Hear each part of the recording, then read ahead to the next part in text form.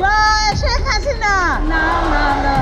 বাংলাদেশ ও ভারতের মধ্যকার প্রত্যর্পণ চুক্তি রয়েছে 2013 সাল থেকে, যার নীতিমালা 2016 সালে পুনর্সংশোধন করে প্রত্যর্পণ প্রক্রিয়া আরও সহজ করা হয়েছিল। ফলে চুক্তির আওতায় প্রত্যর্পণের প্রক্রিয়া কি হবে এবং কোন কোন অপরাধী ফেরত পাঠানো হবে এমন নানাবিধ বিষয়ে বিস্তারিত উল্লেখ রয়েছে।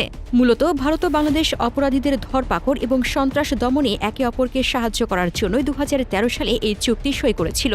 চুক্তি অনুসারে যদি কোনো অপরাধী এক দেশে অপরাধ করে অন্য দেশে পালিয়ে যায়, তাহলে তাকে ধরে আগের দেশে ফেরত পাঠানোর জন্য দুই দেশ একে অপরকে সাহায্য করবে।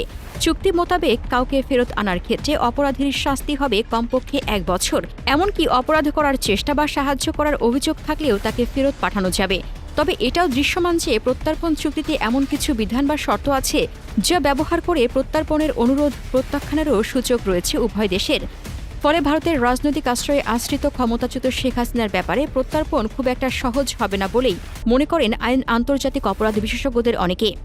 চুক্তি অনুসারে যাকে হস্তান্তরের জন্য অনুরোধ জানানো হচ্ছে তার বিরুদ্ধে অভিযোগটা যদি রাজনৈতিক প্রকৃতির হয়, তাহলে সেই অনুরোধ খারিজ করার স্বাধীনতা রয়েছে ভারতের।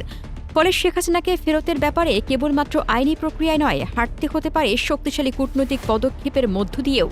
যদিও শেখ হাসিনার বিরুদ্ধে বাংলাদেশে হত্যা, মানবতা বিরোধী অপরাধ, গুম ও নির্যাতনের একাধিক মামলা হয়েছে, এই অভিযোগগুলো যেহেতু ফৌজদারি অপরাধের সঙ্গে জড়িত, তাই চুক্তির আওতায় একে রাজনৈতিক মামলা বলে উড়িয়ে দেওয়া ভারতের পক্ষেও খুব একটা সহজ হতে পারে এমনটাও ভাবছেন না বিশ্লেষকগণ। ডেস্ক রিপোর্ট, আজকাল।